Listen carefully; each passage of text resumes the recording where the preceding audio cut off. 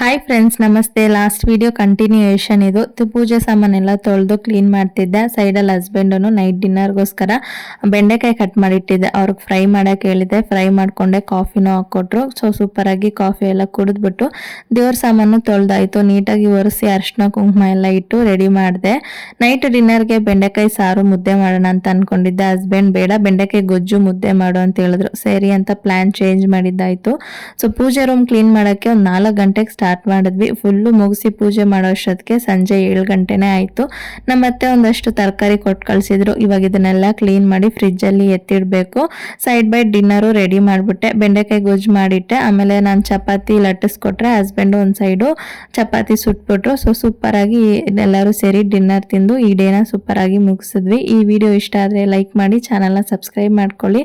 ಇದೇ ಥರ ಇಂಟ್ರೆಸ್ಟಿಂಗ್ ಆಗಿರೋ ವಿಡಿಯೋಸ್ನ ಶೇರ್ ಮಾಡ್ತಿರ್ತೀನಿ. ಇನ್ನೊಂದು ವಿಡಿಯೋದಲ್ಲಿ ಸಿಗ್ತೀನಿ. ಟೇಕ್ ಕೇರ್, ಬಾಯ್.